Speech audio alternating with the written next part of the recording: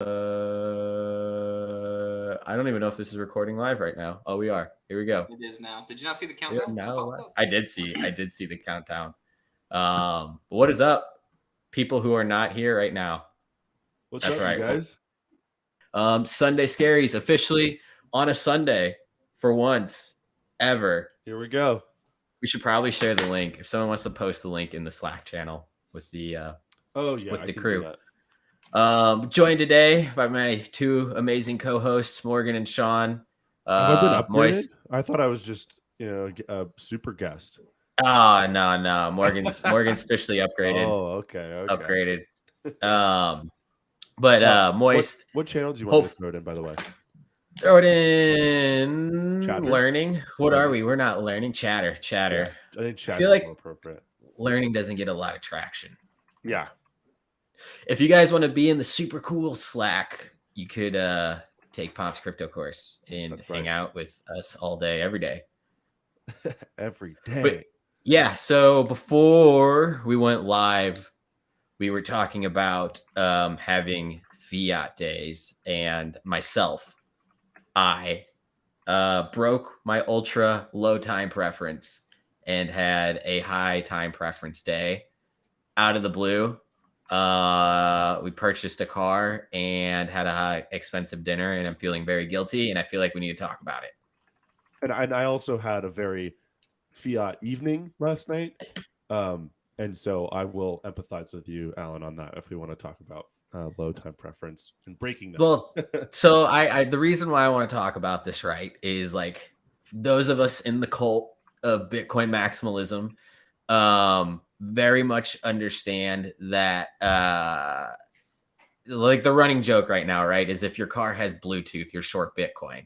Yeah. And what like Maxi's mean by that is that like every ounce of dollar that you have should be going into Bitcoin. And I don't disagree. I don't necessarily disagree. But it's like it's different. Like everybody's situation is different, right? Like a single dude. So like Morgan, like you have no family, like you're just worried about yourself. Like if you wanted to live in a box and put everything into Bitcoin, you'd be good. Yeah, that guys are we've all seen that meme, right? Where like it's just an empty room, a TV, and a game console. Yeah. And like guys can actually live like this and think it's acceptable. And then all the comments are like, yeah, so like guys can yes, live like that and be happy. So yeah, it's on you. Like, wait, this isn't normal. Like, right? So, but yeah, so like I am not in that situation, right? I have a very lovely fiance and a wonderful son. And we have been very long Bitcoin for a long time with two vehicles that have no Bluetooth. And so we were very much like living within the cult. So I had a moment of weakness, let's say, a night or two ago. And I was like, I brought up to my fiance, I was like, hey, let's go look at vehicles. And real quickly, I was like, no, backtrack. Like this is October. Like we're still going to see crazy gains, right? I was like, we can't do this. And so I thought we were totally like, good, not going to do anything. Lo and behold, my buddy from high school who runs a dealership hits me up and he was like, hey, I've got a car for you. I'm coming by with it right now. And I was like, I let him. I was like, okay, fine. Come by with it. I'm going to tell you no anyways. We're not going to like it. And then obviously sales tactic, totally fell for it. Sat in the car. It was at my house. And I'm like, I want this. It actually looks really good in the driveway. Yeah, yes. 100%. So we bought it. And I guess I should preface too that it was like anniversary. Fiance had just graduated dental hygiene school. Just got a new job. Like there's a ton of stuff. Oh, congrats to her. That's awesome. Yeah. So, I mean, and this is me like coming up with excuses right now to like feel good about getting this car. But yeah, so that's the background. So I'm bringing this up because within the Maxi cult, there's a ton of people that would be like, oh, you're short Bitcoin, you bought a car, this is the worst thing ever. But I think more oftentimes than not, people are having what I like to call a fiat day. Maybe we're better than most, but like, I feel like I'm not in the minority here. Maybe I am. Absolutely not. I mean, I think, a lot of Bitcoiners have fiat days, and, I have fiat days. I mean, last night I had a fiat night. Just to kind of give background on my evening, I went to like my fraternity's party, having a great time, was talking with this girl, and then I left the party right at like 12:30, right? Because I was getting to bed. I want to be rested for tomorrow. I've got some work to do, and so I decided to leave a little bit early. Then on my way out of the party, I get a text or a Snapchat. She's like, "Where'd you go? Like, where are you?" And in the moment I stop and I'm like, just sitting there looking at my phone in like the middle of the street going, oh shit. And so long time preference, right, would have dictated keep walking, right? Go to bed, get your rest. She not worth work it. tomorrow. Like maybe she is worth it, but like long time preference, right? Like just like keep it rolling, right? But short time preference means going back to the party, hanging out for a little longer, and getting dinner afterwards. And that's what I ended up doing. I ended up going back and it ended up working out. But I'm totally with you. You have those moments where you're like, I consciously know that this is so short time preference, and you just kind of go, fuck it, right? Fuck it. So that's what I did. So should we? So is this acceptable though? Is it like it's like think about like a diet, Yeah. Someone's been on a diet for like weeks on end, and then you have a cheat day. I know like guys like Jocko Willink will be like, you've be fucked up. You messed up. You should be ashamed of yourself. You should go in the closet and not come out. Right. And then you got other people that are like, oh, it's all right. And I'm struggling with this right now. It's like, is it reasonable for me to just like always like live as cheap as possible while we're stacking Bitcoin? And for me, the answer is yes. But for like my family, I can't expect them to do like the same thing. I think you have to remember too that at the end of the day, Bitcoin is a means to an end. And when you enter Bitcoin, right, like the goal isn't to just stack, right? The goal is to transfer your wealth creation in the present moment to the future. And what is that wealth going to enable you to do? Well, it's going to enable you to do the things you want to do, have time available to you. So like, like stacking, like back in Bitcoin, it's just like a number, right? Like stacking that, but it's like, what can you do with those sats that matters? And so I think that's another consideration. I think it's hard to always transfer that into the future, right? And I'm not talking about like necessarily like taking profits, right? I'm talking about like the opportunity cost of, for example, buying a car instead of stacking more sats. I think it's totally acceptable if that fits within your goals as a Bitcoiner. So for you, right, like one of your major goals might be, providing for your family and having like your family be comfortable and live a great life, albeit, right, it might be a little bit more Spartan right now, right, than it could be. But that's because there's kind of like this future date where you're looking at, hey, you know what? Our value is going to get transferred in the future. If we can just wait and be patient, it's going to work out a lot better for us. But I don't think that should like prevent you from achieving that same goal in the present. So I will say we've been patient a year and a half, roughly. Well, she's been patient a year and a half. I could be patient indefinitely. I could just walk wherever I need to go. Guys, is my mic better, by the way? Because I just realized I had the wrong mic setting. Significantly better. It's been there we this go. whole time. Oh my gosh, I'm so sorry, you guys. There's like 3 buttons on the back that like it's different studio settings. So like one of them can be like, a mic where it's like sitting in the corner of the room, and you've got like some other main mic, so it's like capturing like sound from like the whole room. Gotcha. That's not supposed to be really powerful. And then there's like 2 other settings where it's like if it's like right at your face, that's what you should be using. So, well, I've been really quiet for this whole thing. Fuck. Oh well. Saying some 5-10 minutes, you're good. Yeah, but I was spitting bars, guys. I mean, I was laying down some wisdom. Feeling not as guilty anymore. Not as guilty. No, I'm no. I should have done the responsibility and just stuffed my family in a box and been like, no, locking you here. We're stacking sats, right? No, I feel like this is I why don't think we so. dollar cost average, No, right? Like, no. like Yeah. I don't think so. we dollar cost average. That way, there's no on the fiat days, you're not regretting the fact that you had a fiat day, right? Like, Right. you have the days where you buy in high, you have the days where you buy in low, and as long as you're systematic in your approach in doing so, then it's like a cheat day on your diet, like you were mentioning earlier. Yeah. Like, if you don't have one every now and again, you're gonna fucking kill yourself. Like, Yeah, and like also it's like one of my major goals too now, like here being at college, is like meeting new people. Like I was with my ex-girlfriend for 5 years.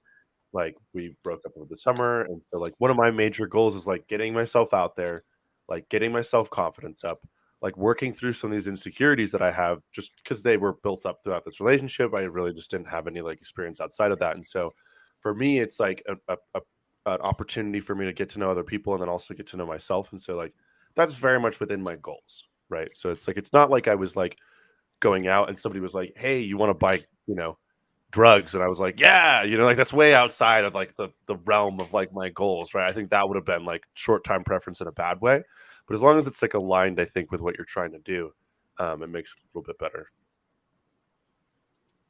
Yeah, a little bit. I don't know. I just like knowing how much.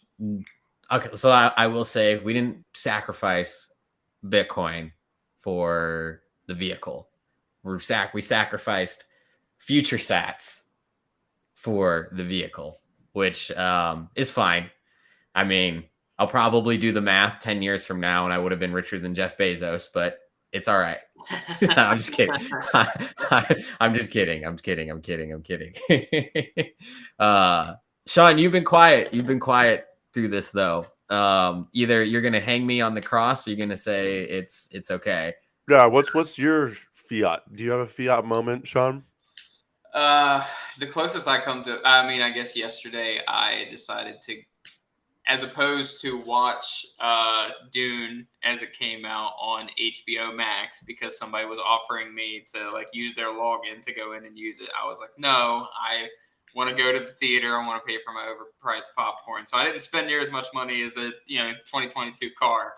But I think that you have to have those moments where you go out and you spend a little bit of money and you have some fun because you're not taking it with you, right? Like it's a cliche thing to say, but it's just like doing a diet, man. If you don't indulge yourself every now and again, then you're not really having any fun with it. Like, why work for all that money, all that savings that you're doing, and not enjoy yourself every now and again? Like, I don't understand this inclination that you have to be locked in this perpetual pit of misery and frugality.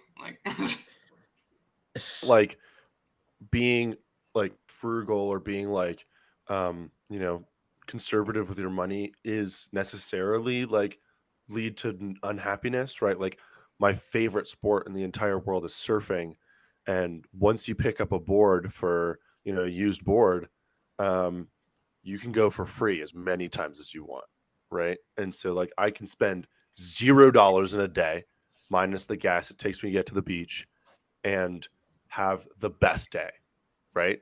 So it's possible, but like there are these things too. It's like I wanted to see Dune in the theaters for sure. I just couldn't recruit anybody to go with me, but that was my problem. But I definitely would have seen it, if I had. See, that's I the hear difference. I will go by myself and get blazed in that theater and just have an absolute. You don't give a fuck. That's exactly what I did. But no, I don't. Dune's kind of like everyone's been talking about that movie. You know what other movie everyone's been talking about, and this is a very fiat action. Was Rust with Alec Baldwin. Yep. You guys know about that? Oh yeah, that's a really sad story. People It's a are sad like story. trolling him in the worst possible ways. Like, Yeah, part of me feels it's a little justified just from previous comments, ill made comments that he's made in similar situations. Right. I don't know the full Not story. I to- just know somebody passed away, which is like not awful. so. So full story. For those that don't know, so Alec Baldwin is shooting this movie Rust. There is a gun scene. The local union that's usually in charge of firearms and all that on movie sets was on strike. So rather than go for the low time preference decision, the director, photographer, or maybe it wasn't the director, I don't know. Somebody made the decision to go with this not union force and go with just some Joe Schmo who's in charge of the gun props. And that guy didn't check to see if the blanks were in the weapon or if live rounds were in the weapon. And then subsequently, Alec Baldwin or like how many people handled this firearm? How did it get through this X amount of people and nobody caught? There's a live round. But anyways, so it goes. They went the cheap route.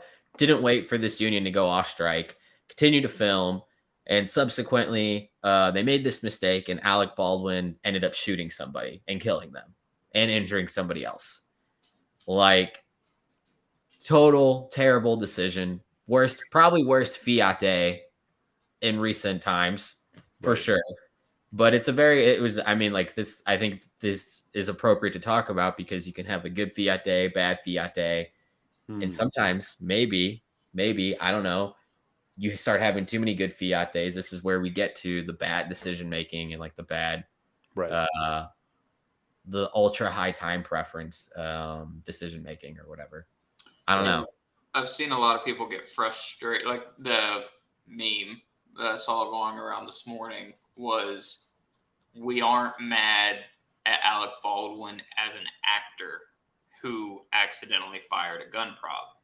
We are mad at the producer, Alec Baldwin, who chose all of these low time preference decisions that led high time preference. High time preference decisions that led to this horrible event. And I don't know how much control in the decision making that he had. I imagine probably a decent bit. I just hate seeing people just immediately jump to hate, because that's what happened. Like people attacked him in a horrible way. I'm not saying that he doesn't deserve to be criticized. I'm not saying that charges shouldn't be filed. I'm just saying, like, somebody died, and you got to be respectful of that. I mean, this is what happens, right? When you make low, fiat decisions, right? When you make decisions with high time preference, bad things can happen. So I think that's like the danger, right? Obviously, Alan and I's examples are kind of within the realm of benign, but if you make that decision over and over again, you get more comfortable with it. Then you start making these other decisions where, right, you're not going to actually hire an expert to get your movie done, right? That's super high time preference. Shreyas, what's up, dude? What's up, guys? I'm just checking this out. Never seen this thing. It's kind of cool. We welcome to it. Sunday Scaries. We just hang out, talk Bitcoin related topics. We're live right now, so welcome to it. How's it going? We got Leo joining too. What's up, Leo? New guests in today. I love it. So yeah, we were just talking about how I had a very fiat day yesterday, unfortunately. And I'm trying to come to terms with it because I had purchased a car and spent a lot of money out doing like anniversary stuff with my fiance. So, okay. I would say I had a Bitcoin day yesterday because my girlfriend officially bought her first Bitcoin. Nice. Yep. There we go. Yeah, I was at first I was trying to, like, she's been kind of listening in throughout this course, and I'm like, we need to get you in. Your pile of cash sitting in Chase Bank is not helping. So let's start going Bitcoin route. And at first she's like, yeah, okay, I'll just send you money. You buy it for me. I'm like, no. You buy it for yourself. Here's the strike invitation. Super easy. Go ahead. That's awesome. So does she know what she bought, or were you just like? No, she knows what she bought. She's been hearing me and sometimes Pomp in the workshop because sometimes I'm driving and she's just like, "Oh, that's what Bitcoin is." That's cool. No, that's awesome. You got her to buy through Strike, not Coinbase or anything like that, which is awesome. Strike. Yep. Just got to get her. We just got to get her a node and a wallet. So I'm getting my first wallet. It's coming in on Monday. Nice. So What'd you get? I'll Trezor for Okay, now. good choice. Good choice. Yeah, because I'm too into NFTs, so I'm exploring the Trezor life first. And once I get a little bit more stake in Bitcoin, I know. Once I get a little more stake in Bitcoin, I'll get a cold card and move all the Bitcoin over there, and still keep my Trezor for all the other shit coins. I think Trezor's great to start with because it's almost like a Swiss Army knife of hardware wallets. So like if you're interested in kind of experimenting with this over here and that over there, it's great for like doing it properly. And then exactly, like the cold card is just very like purpose specific, so you can like always evolve to that later.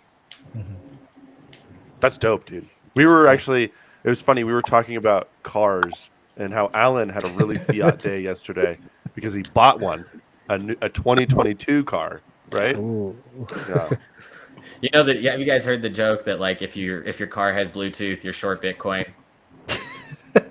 Okay, what I will say is my 4Runner is the first. So it's a 2013 Trail, and it's the first 4Runner model to be offered with Bluetooth. I don't think the 2012s had Bluetooth, so I missed it by that much. There you go. Hey, so you're better than me right now. Yeah. No. So we were actually like living that like.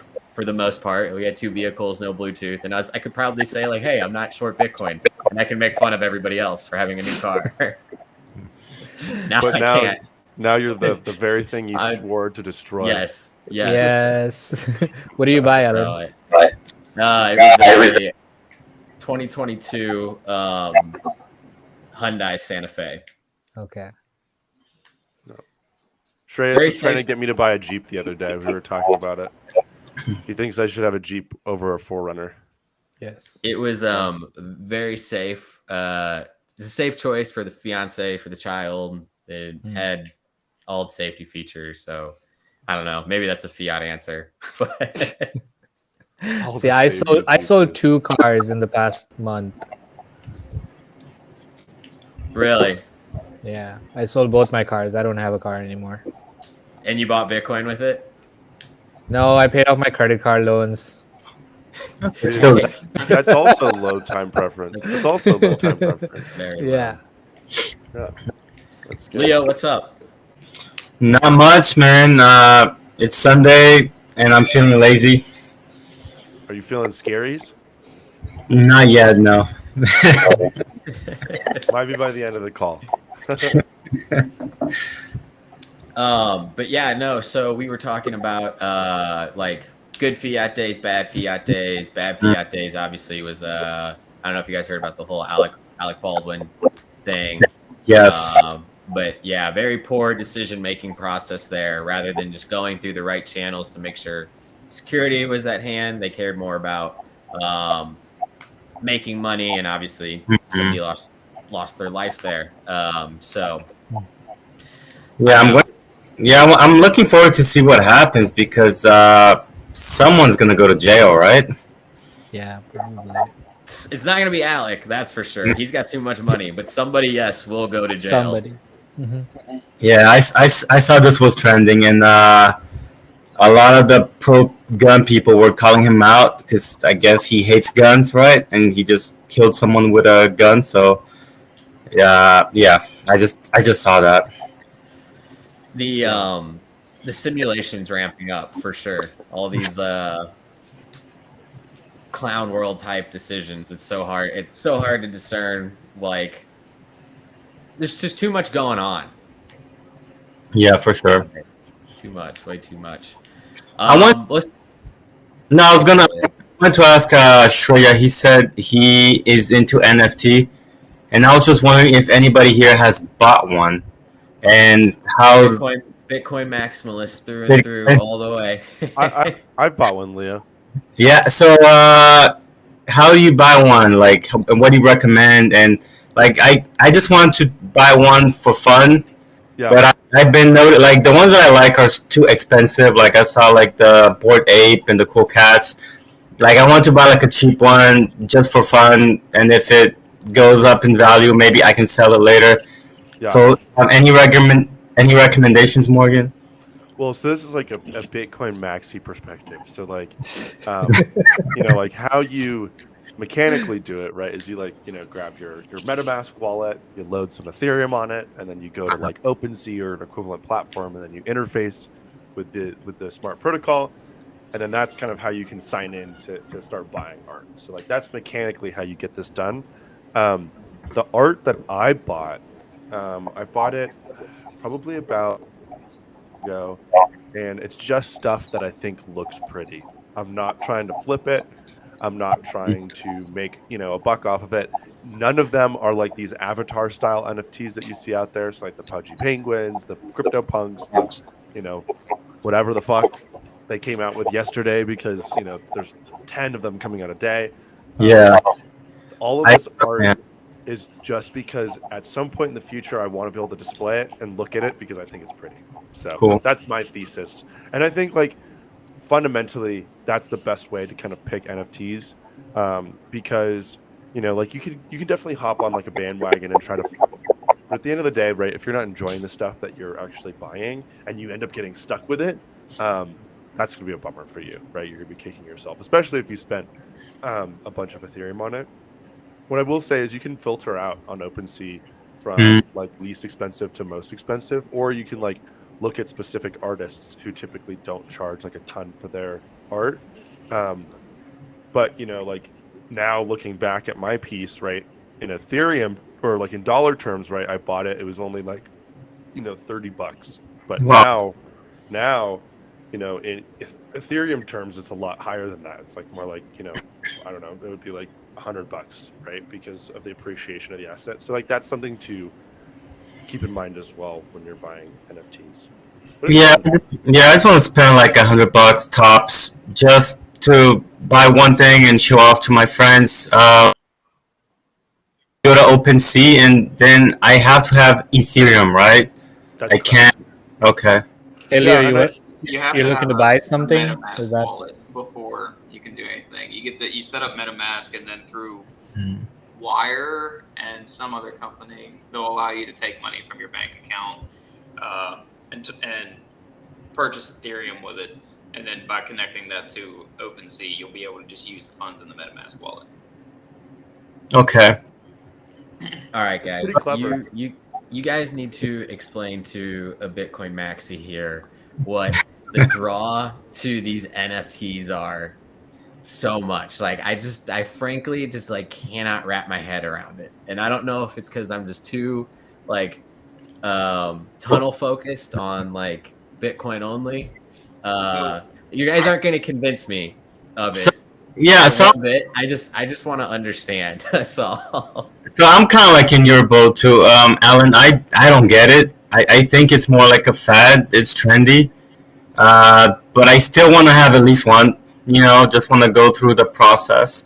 But Just to yeah, say you have one, learn how to do it. Okay, I can respect that. That's fair enough.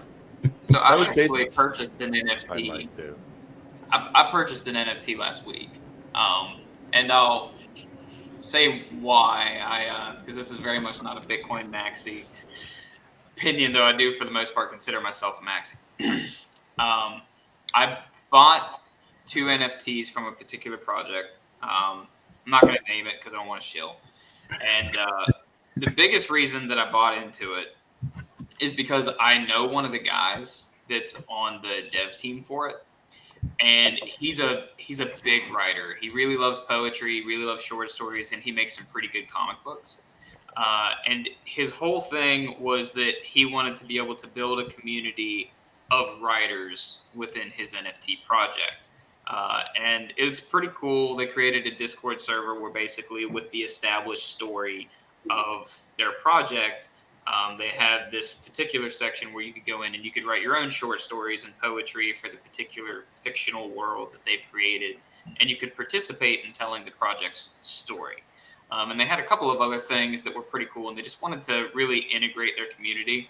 And because of how much he wanted to prop up writers, myself being a writer, I bought into that particular project because I liked what they were doing for writing, not necessarily because I drastically cared about the art itself. So whenever you're purchasing into NFTs, there's a lot of things to keep in mind. Like, one, you can go from just an investor flipping point of view. Like, do I want to go in? Do I want to make some money and sell it? Or do I want to hold this long term? Do I want to have high, low time preference?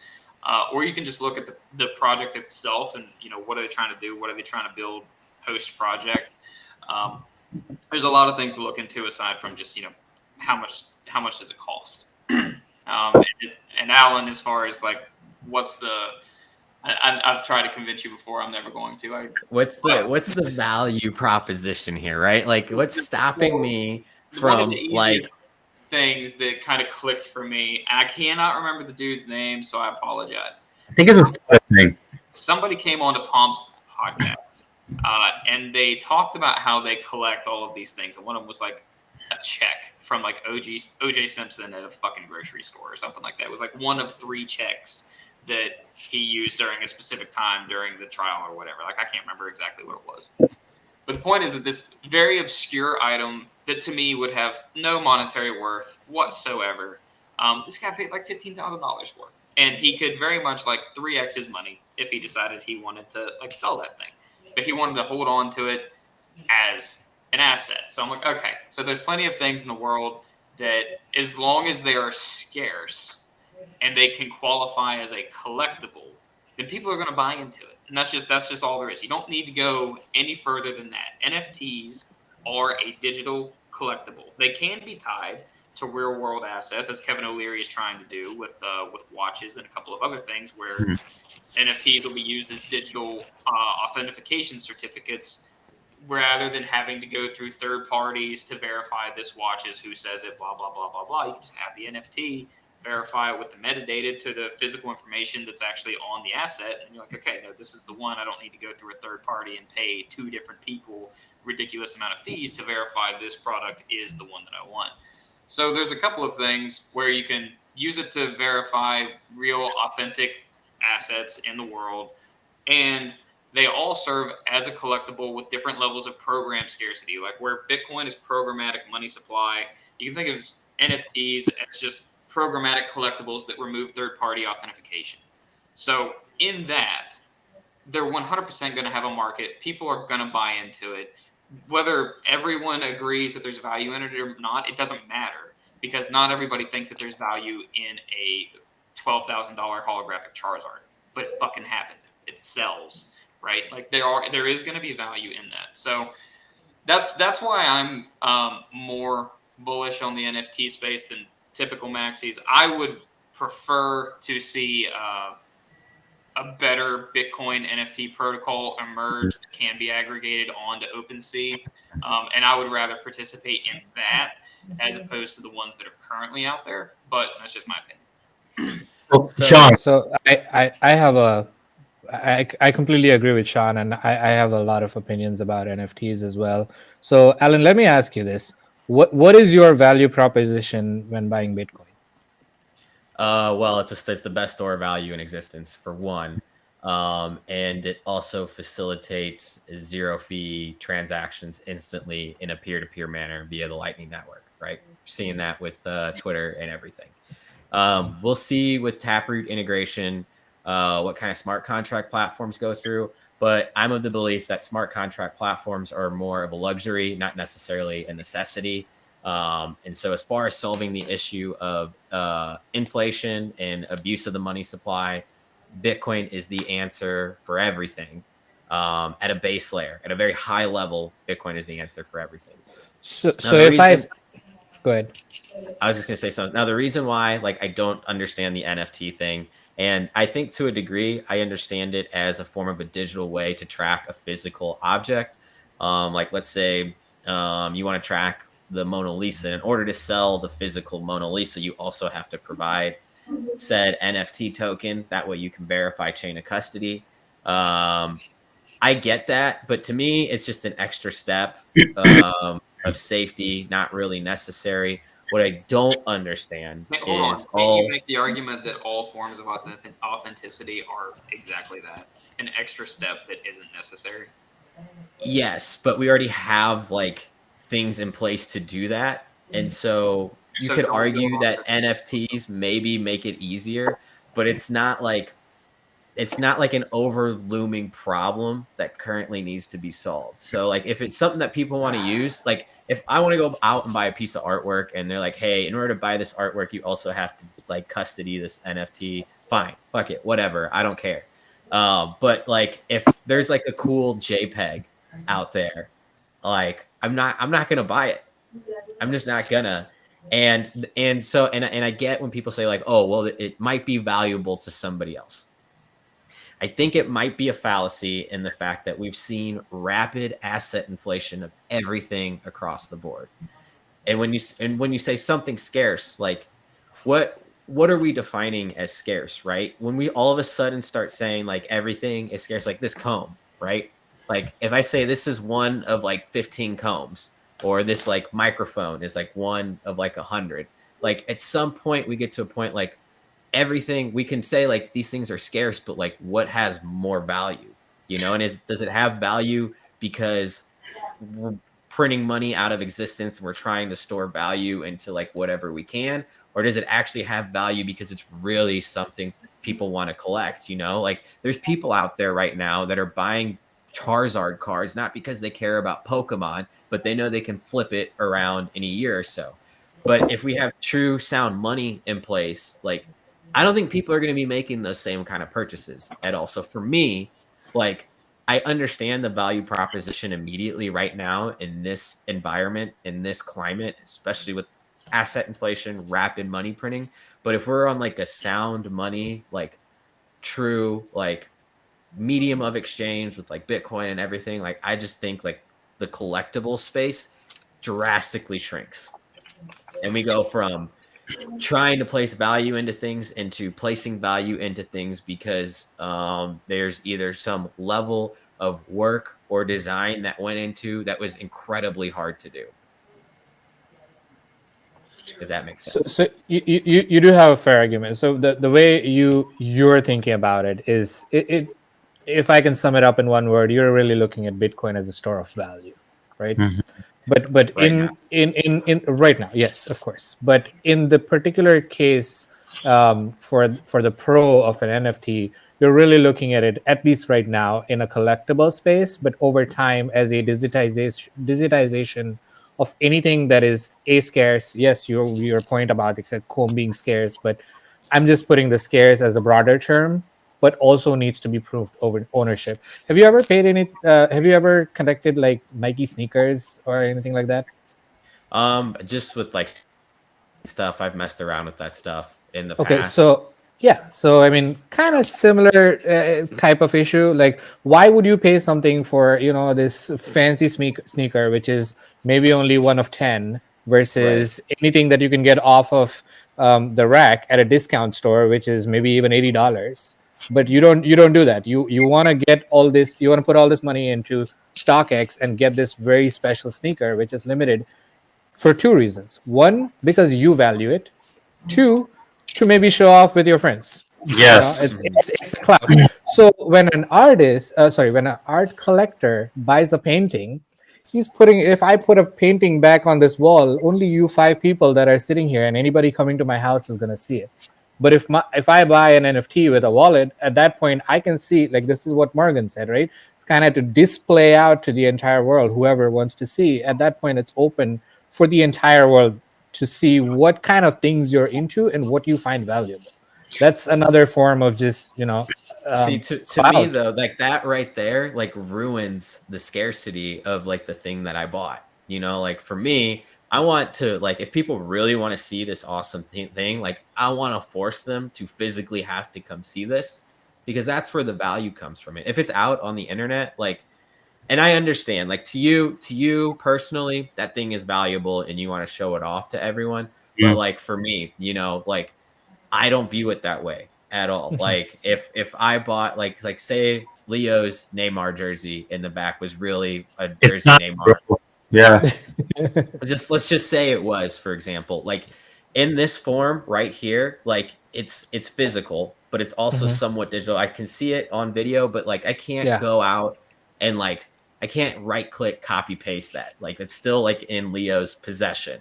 I can't like digitally steal said possession of that. And so I don't know. Like I get it. It's just, but I don't. It's the same way that you can't steal a Bitcoin by copy pasting it, right? Yeah. Like it's the blockchain is actually what is the truth, and so when we're looking at the ownership of these art pieces, right? Maybe it's a jersey, maybe it's a ticket, right? It's like it's the blockchain fundamentally that's providing that truth of ownership, and so like it doesn't matter how many people copy paste something, right? We can all verify who really has it. It's analogous to, you know, going and taking a picture of the Mona Lisa. We know who really has the Mona Lisa, Right. Like even though you can have a copy of it, that's totally fine. But it's that authenticity of ownership that I think is, and digital authenticity of ownership, which is really groundbreaking here. You know, there's one thing that I also want to pull out, Shreyas, from what you said, which is that, you know, like some people, right, because of the store of value, and a lot of people value NFTs because of like the clout as well, and the fact that you can show it off to more people. There are some people who just aren't sneakerheads or aren't collectors, right? And that's totally fine. Yeah, exactly. Like I'm not like a big collector guy. Like, you know, the closest thing I get to that is like flavors of LaCroix, right? Because I love them so much. I just collect all of them, right? You like my video Yeah, that I exactly. posted in the homework. Oh, okay. But you know, some people just don't think that way, and that's fine. You know, like that's like not a big deal. But I think Shreyas has a good point, right? Basically, you don't have to agree with the fact that NFTs have value, but his explanation of why you're seeing this mania, I think, is a fantastic one, right? So it's kind of the difference between those two. And the mania is one thing, but where I really find NFTs just as a technology to be really valuable is world is getting digital, and it's a really great way to take out all these other middlemen companies and prove what you actually own. So I mean, when you're applying for a job, yeah, right now nobody really cares and nobody's really asking for your degree certificate if that is a qualification that they require. But I mean, even if you show this piece of paper, unless you actually show your transcript that is sent directly by the school, they can't really verify that you actually went to Stanford and got a degree in an MBA. But if that same degree certificate, similar to Pomp's course, right, if that's minted as an NFT, at that point, you don't need to do all this BS. You just need to provide them the blockchain address where you minted that certificate, and that entire smart contract shows exactly what you qualified for. So I feel that's the real power of NFTs more than just this art and collectible space. I feel anything that can be digital. We talked about this even before. Is like property deeds. You know, it's sitting with the government in a little warehouse where it's just so hard to crack. I think those kind of things is where the real value of NFTs is going to come from. I So totally agree. let's talk about the elephant in the room here, though. Wait, Okay, go ahead. So okay, that's really okay, important go to for it, consider go too, for it. is that this is a system of ownership that sits independent of the government. So if we're talking about the disintermediation of legacy institutions, right, where Bitcoin's doing that with money, I think NFTs do that with property. Private market can come to a consensus about who owns what without having to reference the government, right? What happens when we can actually prove our identity without having to reference the government, right? This is just the disintermediation of that whole institution, and I think it takes power away from them, which I typically think is probably a good thing.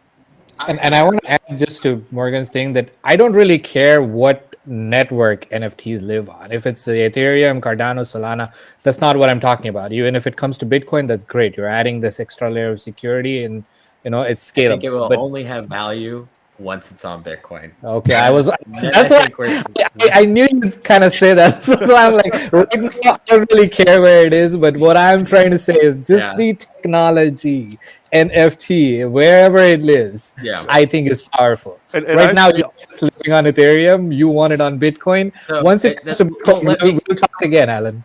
let me explain why. You know, because like I've gone through like I went through all the shitcoin phase. Like I've owned everything. You know, like that's a very Dude, I common used story to that be you a hear from a huge lot of ETH bro. I used to be a Yeah. huge ETH bro. Yeah.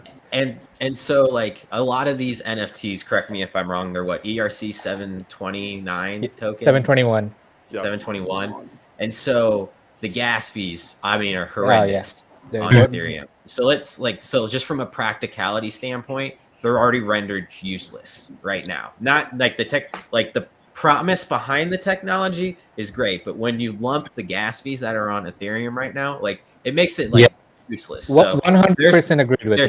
there's problem number one. I Problem think- number two, it's on the Ethereum blockchain that we know pre-mine, all that. It's not decentralized in the sense that it is in the similar manner that Bitcoin is decentralized. I get some people will say decentralization's on like a gradient scale, whatever, but you cannot disagree that Bitcoin is the most decentralized protocol in existence in comparison to Ethereum. So if we're talking true digitization of property and property rights and documents in a form that is peer-to-peer, true peer-to-peer, we're not there yet. So the whole NFT thing right now is just a test bed on Ethereum, on Solana, on whatever.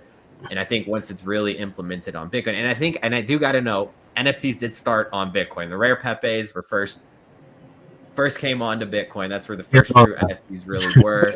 Isn't that actually a great thing that it is on Ethereum right now? Because so many people are gonna get into it. They're gonna learn the adoption. They're gonna learn the problem. And once they understand that, when it becomes popular and more scalable on the Bitcoin network, people are gonna have less friction in adopting. Because one thing you need to understand is Bitcoin is expensive.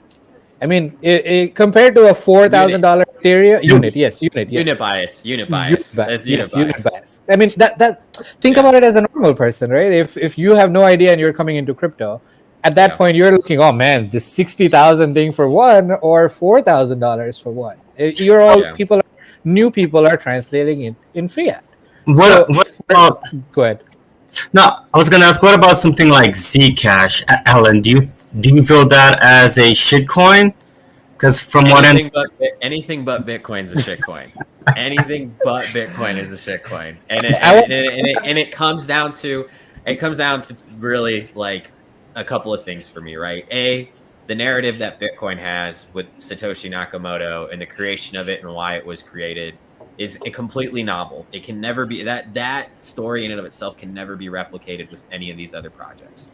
And you have to acknowledge the fact that the Bitcoin was created not with the similar monetary incentives that these new tokens have, right? So for these new tokens, they see what Bitcoin's doing, decentralized, great. Oh, take money out of the government. But at the end of the day, these decentralized autonomous organizations, which is just a fancy word for company. That's all it is. It's a group of people that are making decisions, and inevitably humans are corrupt by nature. You cannot trust humans. And when you have a group of humans at the center of a project, inevitably either one of a couple things happen. You either have greed, manipulation, or something of that sorts. Now, I'm not really too familiar with Zcash.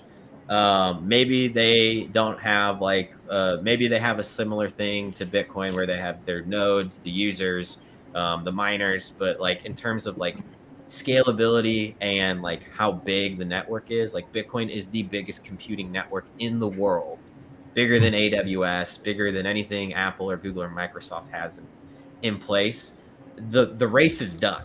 Like the race to adoption is done. There's a reason why like all these banking institutions are opting into Bitcoin. There's a reason why Twitter has integrated with Bitcoin. There's a reason why El Salvador adopted Bitcoin and not any of these other currencies. But you don't think also it could be a network effect, kind of like, Bitcoin was the first one, so it has more branding. Everybody knows Bitcoin, so they trust more because it's been around longer. Couldn't that be a factor as well? It could be, yes, but Bitcoin also wasn't the first digital token necessarily in place. It was a culmination of 40 years of work by the cypherpunks by things the U.S. government did back in the 1970s. So yes, and I think this is where a lot of people make a mistake, right? Is because they think Bitcoin is the first. You have a lot of projects saying like Bitcoin was the first, but it's slow and outdated and it can't keep up with all the other projects. And that's just inherently false. That is an inherent lie, blatant lie. The reason why Bitcoin's slow for some implementation is because it requires a massive consensus on the network, 97% from the node operators. So there's a good and a bad thing, right? It's good in the sense that like the decisions that are going to be made for the network are always going to be a overwhelming majority choice, right? So there's not going to be any one person who has more mining power or more tokens in the network that's going to be making decisions for everybody else. No, it's going to be people who are operating nodes. It's a very low barrier to entry. Anybody who has $100 in the connection to internet can go buy a Raspberry Pi, buy a memory chip, go download the blockchain and start participating in the network in a peer-to-peer fashion, right? So that's the biggest value proposition there for me in terms of like democracy, store value, and use case. And none of these other tokens they're never ever going to be able to replicate that in a similar fashion. So so the first time I bought Bitcoin was in 2017. Mm-hmm. And I was attracted because I thought like, there's a lot of private. Right. You can do anything you want and you won't be tracked and you don't know. No one knows how much money you have. And then like listening to Pomp, I found out that's false now. They could track, basically they could track you like if you buy Bitcoin in Coinbase and transfer it to your Trezor, eventually they'll know that's your wallet. So I saw other cryptos like Monero and Zcash, which offers more privacy than Bitcoin. And I was listening to I think Cody talking about the Lightning Network, and I was a little bit confused. So I wanted to ask you guys, with the Lightning Network, does it offer more privacy? Because that's what I got from Cody's presentation. Yeah. So I think. Right. I don't think Bitcoin's trying to hide in the guise that it's private at all by any means, at least not today. I think previously, people were very confused just when you talk about like Bitcoin by nature has their SHA-256 algorithm, which is cryptographic by nature. When you hear cryptography, you usually think, okay, privacy, all the 9 yards. But the issue is like when you're buying from a centralized exchange, right? They have know your customer laws. When you purchase, they can see transactions and such and where things are going. There are ways to get there. So there's the joke always like secret sats, like give me your secret sats, right? So when somebody goes to cash out, you'll hear Maxis a lot of times say, hey, don't cash out at this exchange. Give me your Satoshis and I'll pay you cash. For it, right? So if you have like a wallet address set up with like no previous KYC Bitcoin into that wallet, you're pretty much 100% private there. There's other ways to do it through things like CoinJoin, Wasabi. Not necessarily ideal right now, but you talk to a lot of the core developers, especially guys like Shinobi. What they'll often tell you is like there are steps in place down the line to increase privacy because the ultimate end goal for Bitcoin is complete 100% peer-to-peer, user-to-user, and privacy and transaction.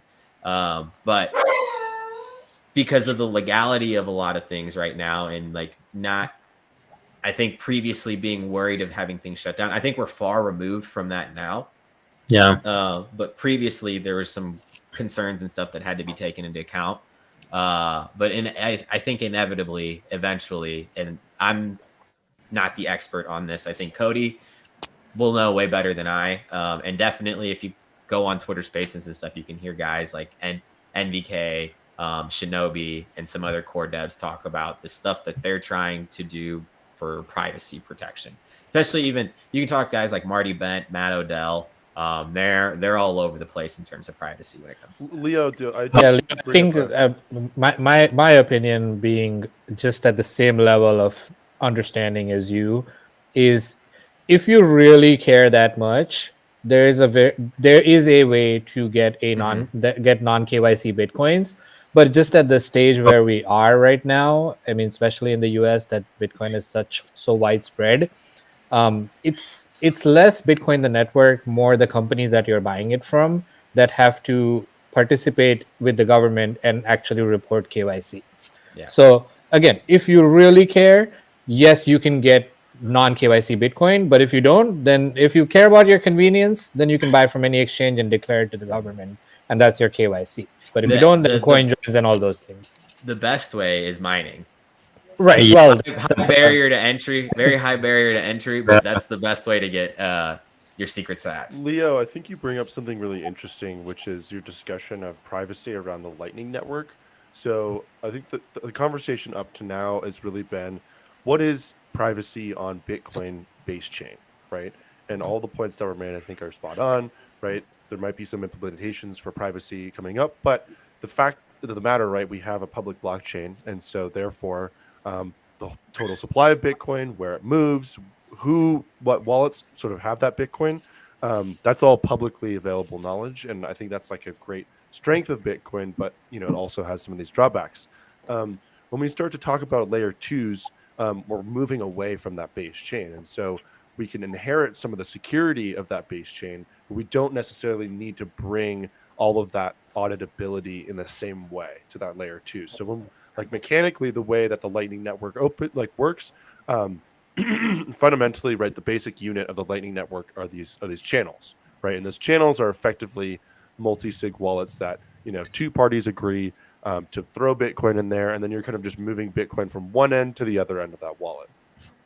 What that looks like on the base blockchain is you get this wallet that's opened, Bitcoin's transferred into that wallet, and then on the Lightning Network, a bunch of these transactions happen over time, and then when it settles back to the base blockchain, it's just the net effect of all of those transactions. So the way it's actually recorded on the base blockchain is very, very private. So I can be sending sats to Starbucks or to people in El Salvador, or to using a my own node, right?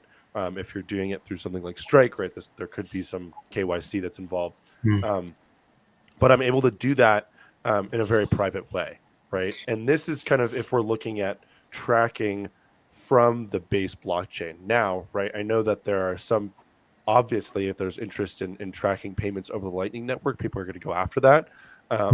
But as of right now, from the way that the Lightning Network actually interacts with the base blockchain, it's very private in the way that you can do transactions. Since you're talking about Lightning, and can anybody explain to me why Strike is not available in New York and Hawaii? Because of the laws and policies from that state. New York is very anti-Bitcoin crypto. From what I understand, they were like, they could be like the leader in the industry and they could boom, but because of their laws, everybody left. And I think Coinbase had their headquarters in New York when they started. So my understanding, Shreyas, is I think Leo's right, and if you look at just an example of this, you have to get an extra bit license to operate in New York. Right. So that is only in New York. I thought that's across America. Okay. No, that's only, and the way that actually crypto companies are regulated right now is a total patchwork. They have to get money transmitter licenses in every state. They have to spend millions of dollars on getting, and they have to do it state by state. So like if you look at BlockFi, they have they're having legal trouble because somebody in New Jersey says that their interest rate product is a security, right? But that's not the case, right? I think it might be New Jersey, New York, New Jersey, Texas, and Vermont. Well, that was the whole spiel. Brian Armstrong. Right? I think it's becoming political too, where you see a lot of the blue states against crypto, a lot of the red states are more in favor of crypto, like the libertarians and the Republicans. They don't want government to print money. So you see people going to Florida or Texas because, they think that's going to be more crypto friendly. So I would watch that particular conversation. This is probably just my opinion. Avoid separating Bitcoin adoption into left wing, right wing, because even if it's a pattern that you do see, right, speaking it into existence, manifesting that, it's a network effect, just like Bitcoin. The more people that hear things like that will begin to propagate that out, and it's just not true, right? Bitcoin is apolitical, very much so. Sure, is it being used for people to try and get some more votes? Like, what's her name, Erica? Yeah, Erica Rhodes. Erica Yes. Rhodes. Like, Whenever if you talk listen about to her, if you listen to her on like Pete McCormick's podcast, I wanted to be a fan, I really did, but she's just like every other politician, talking about how she's the wave of change that everybody needs, and literally said the words, "Thank the Bitcoin community for giving me all of this money. I will," quote, "I will be forever loyal." You're no different than anyone else. Like, you got purchased. You're just saying you got purchased by Bitcoin. Mhm. So avoid saying things like this blue state's doing this red state's doing this, because it's individual decisions that are pushing that forward. Okay, so you guys know how the media says that Bitcoin is bad for the environment, right? So these narratives they do propagate, like you were saying, online, right? And eventually, people that are pro environment are going to be anti Bitcoin, especially if they don't know much about Bitcoin. They're just gonna remember they read an article or saw on TV that Bitcoin is bad for the environment. Leo, I think that's where we, as learners and educators and leaders of the future, come in. This is our job as some people that understand this technology, to educate people on what is fact and what is just pure media hype. Right, right. To my deep dive, my creator deep dive. Yeah, I loved it. That was like the whole message of that deep dive. I love it. Yeah, it's great. Yeah. Sean, what are we sharing here? I love Shinobi, man. He cracks me up. So he wrote an article, how Bitcoin mining is solving our e-waste crisis. And this is very good. I'd recommend everybody go on Bitcoin Magazine, give it a look. But I think 40 million tons of e-waste disposed each year. Bitcoin contributes 30,000 tons of that. According to estimates cited by the BBC, this is 0.75% of all e-waste produced yearly. It's a pretty good article. You go down, and this is the big point. This behavior change is essential to the default behavior from miners when it comes to their equipment. So take into account that within the dynamics of producing lower nanometer chips getting more difficult, he walks through how the chip shortage and the chip production is kind of producing more waste. Is Bitcoin evil machine destroying the environment with no regard for it, or is Bitcoin actually solving the environmental problems that all industries have faster than any other industry on Earth?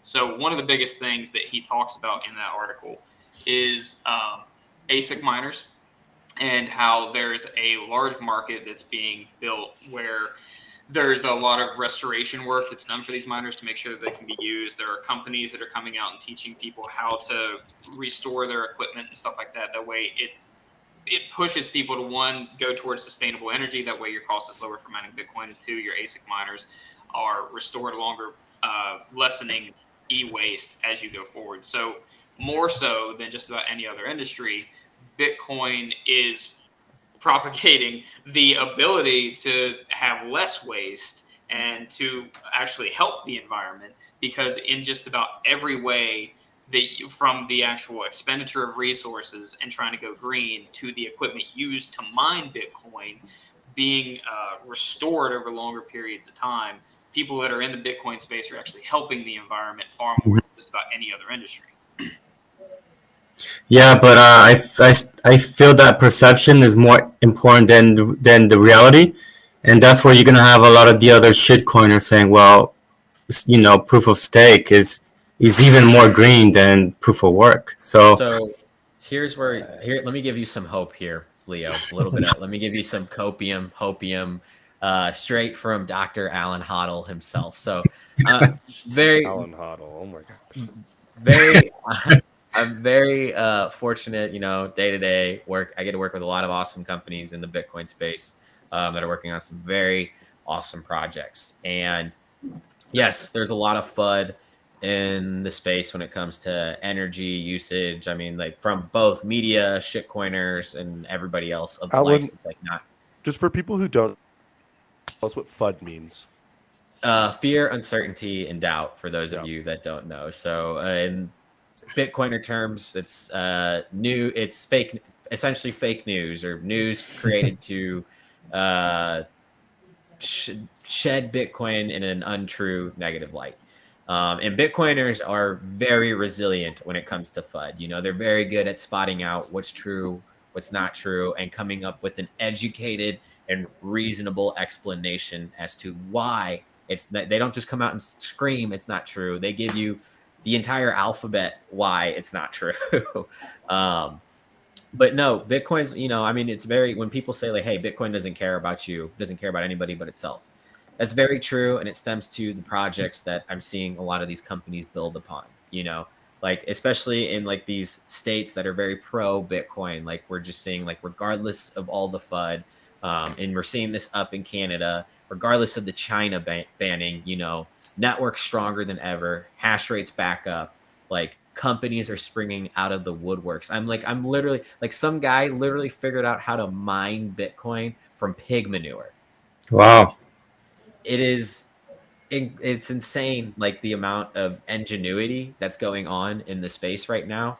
And so ignore all the FUD and stuff that's going on right now, because we have people that are building on this network, and it's such a powerful network that it's, no matter what bad news comes out, like the people who are in it and trying to make it better are never going to be persuaded otherwise. And the people that unfortunately don't understand that are going to miss out on a lot of innovation and wealth that is being generated by not only this new industry, but new asset class, new money. Like, it's a lot of news that are being put out. New system of economics. I mean, it's just, yeah, it's crazy. I mean, it's crazy what happens when you properly align incentives. That's the whole idea behind a market economy, is aligning incentives. Right? Yeah. You're aligning buyers and purchasers, and then you use price as an indicator of value. Obviously, in our current economy, that's broken down a little bit, right? Our price signals are not what they used to be. And maybe you could argue that they were never really that great anyway, and maybe Bitcoin is going to be the kind of usher in the best price signals. But what you've also done with Bitcoin is you've aligned energy production with sort of generating monetary value. So, you know, now people can get compensated for coming up with new, innovative, and efficient ways to generate electricity. And actually, it's a race to the bottom, because the more efficiently you can do it, you know, the more you're going to be compensated. So, so I think it just, the way that incentives have been aligned within the energy space is just something we've never really seen. Just because it's been so so sort of like government dominated in the past.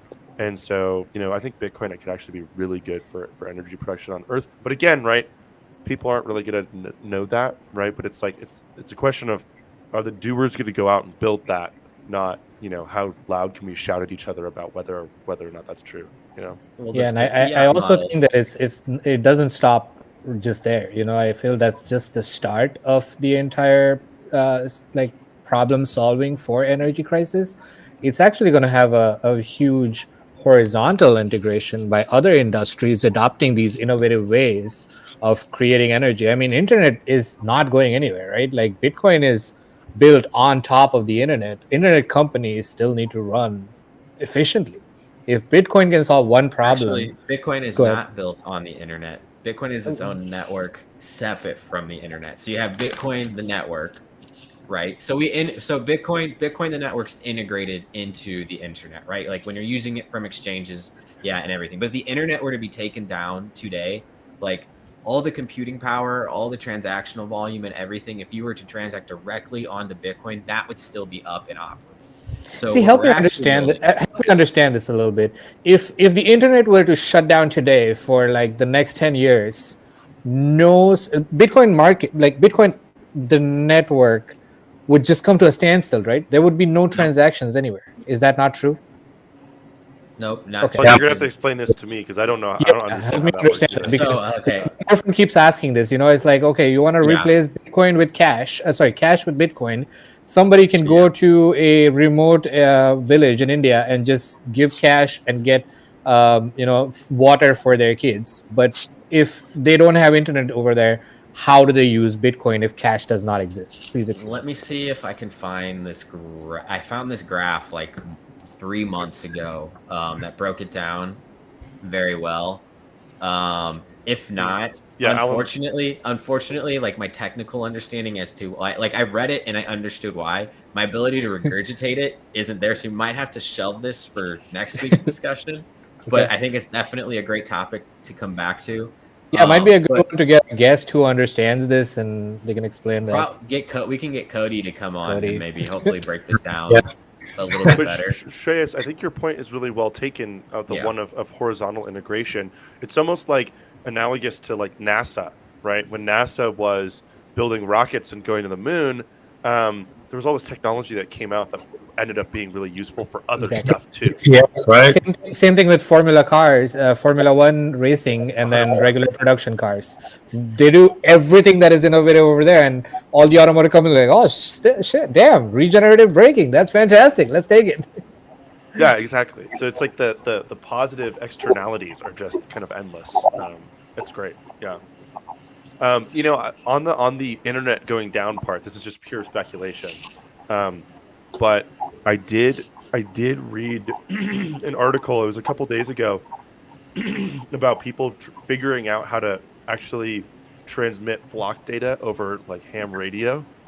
I didn't understand the article fully because I'm not an Yeah, engineer. I also read that if the internet doesn't exist, technically transaction can take place on text. But I just Right. don't understand that enough to So- what is happening now and what does happen if it does go to text. That's kind of where I think still if the struggle. internet goes down, we've got really big. Well, I get that. Always with that, it's like, you know what, the internet is just not going down. We have bigger problems than that. If the internet, If the goes internet down. goes down, that's really bad. That's really bad. If the internet goes down, we have way worse problems. Yeah, To worry exactly. about. Like That's what we were just saying. way worse problems. That's why, well, it's not about the internet going down necessarily, but if it's about more, if we say Bitcoin is equal wealth for everybody, well, what about the person who has never seen the internet in a very remote town in all these third world countries? Exactly. I think It's the about question's them. about access. Yeah, Exactly. Totally. And I think that's a really important question because Bitcoin talks about being able to lift everybody up and kind of creating like this level playing field. And I think that it can't achieve that goal fully unless it's accessible to everyone. On some level. So okay, all right, guys. So Jim is like blowing up the chat here. I just seen like Jim's probably like screaming at his computer, like, Alan, you have me here to answer your questions. So Jim Brenlinger, he's a cohort 7 or cohort 6. Jim's gonna tell me. Jim's gonna be like, damn it, Alan, I'm in cohort 5. I don't know, but he works over at Strike. And so what's up, Jim? Yeah, Jim's over here in the chat. Let me read here. So he says, I'm pretty Jim sure should jump in here, man. He should jump in here, honestly. But he's saying, I'm pretty sure any device with power that can run an OS can send BTC to any other device with an operating system via any network protocol. Is your answer, smiley face? He says, like a LAN or Bluetooth or anything. You could rebuild any device and redeem your wallet and send it in an ad hoc manner as long as you can send the Bitcoin string wallet address anyway. Yeah, LOL. You can host your own server too. Thousands or millions of people can still run their own. There's likely private nodes and other things that will remain functional via private businesses and individuals. He goes, I'm not screaming, but yeah. But this makes a lot of sense what he's saying, right? Because if you look at Bitcoin as a protocol, all that needs to happen for Bitcoin to function is you just need to get information from point A to point B, right? Because all of the network participants need to communicate to each other. Now, right, we use the internet as our communication protocol right now, but we could use a different protocol, right? Like he's talking about like Bluetooth or, whatever, right? As long as we can get information from point A to point B, the Bitcoin network can still function. I don't know if that necessarily answers my question about Shreyas, like our question about like, how do people without internet connections I- connect to the protocol if There we're was, all using the internet, right? Blockstream, I think, is developing or developed a satellite that is going to basically be a Bitcoin node in space that will allow people to like passively receive data from that Bitcoin node in the absence of an internet connection. There's also this application called Pony something Pony Direct. So Pony Direct that allows you to send Bitcoin via SMS. So like there are people working on there are ways to send Bitcoin without internet, and there are people that are working on more ways to send Bitcoin without internet. So it's not 100% just, but from what I read, a lot of third world countries, people don't have bank accounts, but they have a crappy smartphone, right? They have like an Android, Yep. so that would enable them to be part of the system. If they, they don't have a computer, they don't have a desktop, but they do have a smartphone, so they can own Bitcoin. Right. Then Yeah, no, can do that's a SMS. completely true fact. There are more people that have a cell phone than those that have bank accounts. Yeah. the cell phone penetration is fantastic, and I think a lot of times people think like, oh, an iPhone or a Galaxy S 1 million is expensive, but there's companies like Huawei. There's companies. There's like all. The beauty of it is that we have these smartphones now that aren't really doing anything new. They just have faster chips and processors, and so those older phones are usually shipped to these less fortunate, less economically thriving areas. And so, yeah, it's very easy for these people to get a smartphone in their hands. And now, with the dawn of Bitcoin and the Lightning Network, they can be banked too, which is fantastic. Actually, interesting fact. I don't know if you guys know, but you guys, everybody knows that the Bitcoin went live in El Salvador earlier last month. In 3 weeks, they had more people integrated onto the Bitcoin network than they did having banked on their central bank, which is absolutely phenomenal. So I was talking with a couple of friends who have family back in El Salvador, and they were stoked about it. So their family's like relatively well off. It's not like kind of, they're probably pretty wealthy as far as like the standards in the country go. And so they were banked before, but from what I heard, even for wealthy citizens in that country, the banking system was really inconvenient. It doesn't work like there's no standard protocol for money transfer between banks. It's really hard to use your bank account to go buy other things like assets and stocks. And so even for wealthy citizens who are connected to the banking system, it's more convenient for them to do payments via the Lightning, which I thought was really interesting. And I also read there's a lot of projects in Africa. It doesn't have the same. It's not as newsworthy as El Salvador, but I think Cardano has something in Africa. I think the guy from Twitter, what's his name, Jack. The dude from Twitter. Jack and Square are working on some big projects. They're trying to build a mining company, right? Well, the big thing, so the big announcement from Jack actually earlier in the week. Let me see if I can find the tweet. I retweeted it. But he's very much like, we don't want to build a centralized mining platform. We want to build something that's open source and available to be accessed by the public. So he says, let me read this tweet here. Actually, let me see if I can share. He's a Bitcoin maximalist too, like you, Alan. Yeah. He's why I love Jack. For the record, guys, I'm a Bitcoin maxi too. I just want to make sure everybody knows that. It's just I've come full circle, Yeah. Entered with Bitcoin, did my lap, and Cody and I are kind of the same kind of Bitcoin maximalist. We're the Bitcoin maximalists who will try every product we can. It's like every project, everything we can do. Like both Cody and I use our MetaMask probably every day because we want to go try all this other stuff.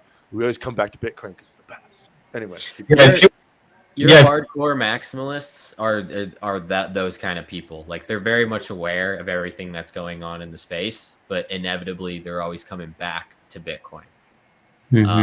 But before we get too sidetracked, yeah. So Jack sent this tweet out. I don't believe any company can or should lead whatever these things are. The incentives are wrong. I do believe companies can and should help fund open protocols they own.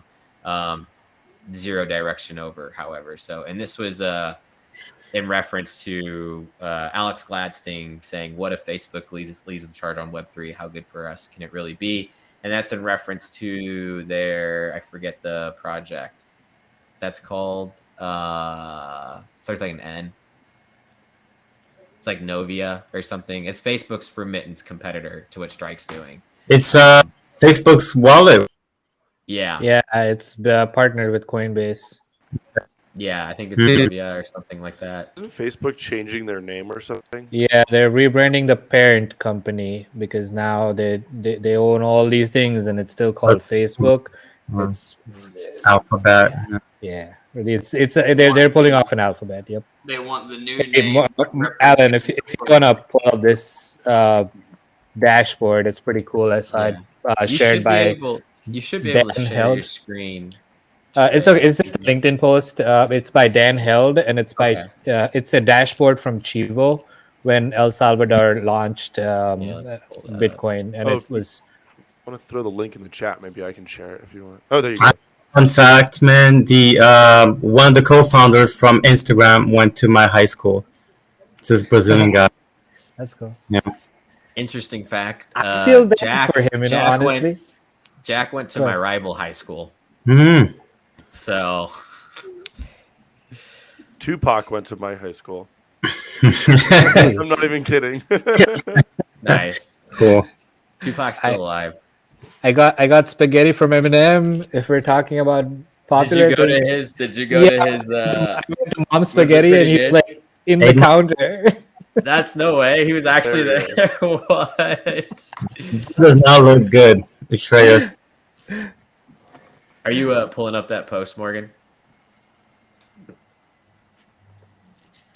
Morgan muted himself. He goes, "Oh shit." Unmute. Got it whenever you guys are ready to pull it up. Yeah, go ahead. Okay, Go cool. ahead, share. Just Share. shoot the shit real quick. Share. Share. All right. Here's the dashboard. Can you zoom in on that? That's what we're looking at. Oh, is it like tiny? LinkedIn. Here, wait. Let me try to make my. So that's the government-owned wallet, right? Oh, it is? I didn't know that.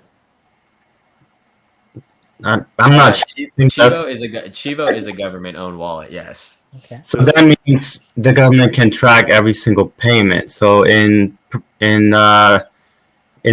terms of privacy, it's not very private, correct? No, it's not, and a lot of the big Bitcoiners down there have been very vocal about that. And we've actually seen a lot of users that have initially downloaded Chivo have also downloaded other applications like Strike, Moon, Blue Wallet, Samurai. It's an education thing, and you got to remember that like El Salvador as a country as a whole really leapfrogged the money process, from moving from store value to medium of exchange to actual currency. They leapfrogged a lot. And so I think the Chivo thing's great as far as like onboarding and kind of educating people. And the beauty of them opting into this in this open network organization, right, is Chivo really has to be honest, because if they're not, the only people that are really losing at the end of the day, long term, is Chivo and the government. If they pull one bad move, their whole population is just going to pull off into one of these other wallets. So there's a big incentive for them to be good actors. Can you use Lightning with Trezor? I don't know. That's a good question. Okay. Yeah, that is a great question, actually. But the cool thing too, just on Alan's. Go ahead, Morgan. Oh, I was just gonna say on Alan's point, right? Like in a traditional banking system, you can't have that dynamic, right, between like government-sponsored enterprises and private enterprises because it's not an open protocol. Now it's an open protocol, so a lot of people in El Salvador are probably using Strike, right? They're probably not even using Chivo, and maybe they were because they wanted to get their $30 worth of sats, and then they just transferred it out. So, well, but that's at least a good indicator for the government on how many people are actually at least interested, rather than just being like, yeah, not. And I will mention, right, like 2 million people. That's like close to a third, I think, of their population. So that's massive numbers. And that's double the people that have a bank account. I think that's Exactly. the important stat that I took out of that entire stat. Yeah, it's a good risk for them to make because long term, they're enriching their people, right? If Bitcoin keeps going up, then people are gonna have more money. Well, the beauty of it is it's I think we're past the point of like I'm a firm believer when I say this, like Bitcoin's already won, right? I think it's always going to go up no matter what. It's inevitable, especially with the halving cycles that are in play, just from a supply and demand standpoint.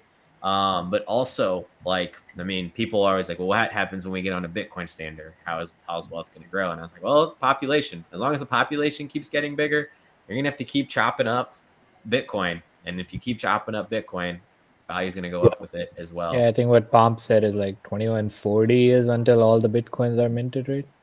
Roughly 2140. Roughly.